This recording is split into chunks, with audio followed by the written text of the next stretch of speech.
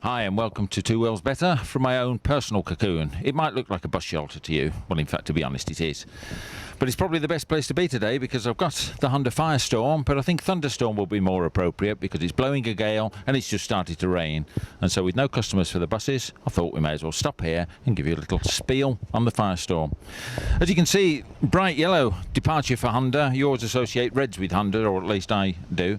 But this one, very much a sporting colour. The Daytona's in it, Ducati 748 you can get in yellow, and it suits the bike very much. A neat touch on the Honda, and unique to the Honda as well. You won't find this on another bike, but it's these side radiators. There's one on either side. You can see the grills there. Twin radiators. It avoids having a radiator actually in the front of the bike where it'll pick up road debris, and also it gives improved cooling because you get a nice airflow all the way through. Rest of the bike fairly conventional. Monoshock rear suspension here. Interestingly, the rear suspension pivot, the swinging arm there, is actually mounted on the back of the engine gearbox assembly. That makes a very rigid drivetrain assembly, and also keeps the frame here pretty lightweight. It's fabricated, big forgings there, as you can see, tubular aluminium here, but a very neat job, and typically Honda. Look at these massive silencers, all stainless steel. You still get that nice V-twin sound, that blunker, blunker, blunker sound, but stainless steel, plenty of silencing, 80 dBA, no problem with this bike, but you've still got that character within it. Well, before we get completely blown away and Stan there is holding onto the camera for a dear life, I'm going to take the bike out for one more run and try and get some more miles in before it absolutely chucks it down with rain.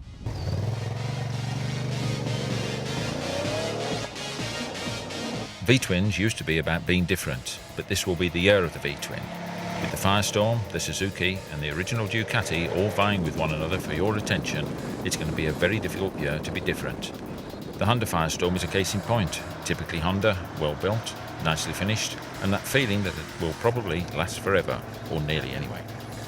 Honda have made V-twins before, of course, the good old CX500 and the current NTV 650 to name but two, but this one is very different, a 996 90-degree V-twin in the Italian mould.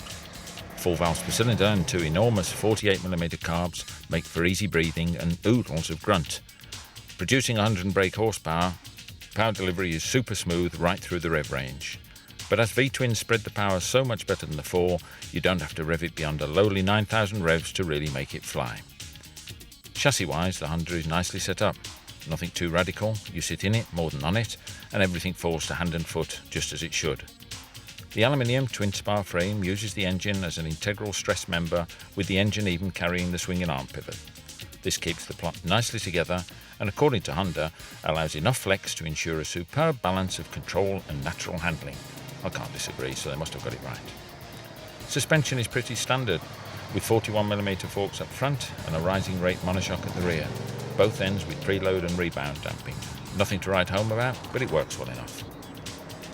Handling and road holding tend more towards the super quick sports bike than a twitchy hyper sports tool, but in the real world it makes for a better all-rounder. If most of the Firestorm is conventional, the one thing that isn't, or perhaps I should say the two things that aren't, are the twin radiators mounted in either side of the half fairing. They've done this to keep the radiators out of the way of road debris, improve airflow and ease maintenance of the engine. Makes the half fairing more interesting as well, with highly visible grills on each side. Brakes are what you'd expect from Mr. Honda. Dual, fully floating front with 4-piston calipers and a twin piston at the rear.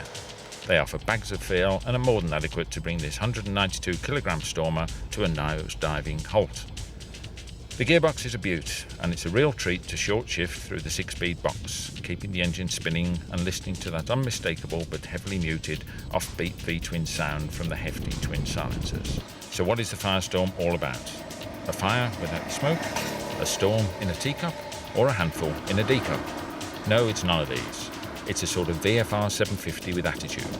A machine for the rider who wants a bit of character in his bike without fears of reliability and high service bills. A bike that will hold its own in the company of a 916 and still take you on your holidays or off to work every day, whatever takes your fancy. As I said at the beginning, typical Honda, but very, very different.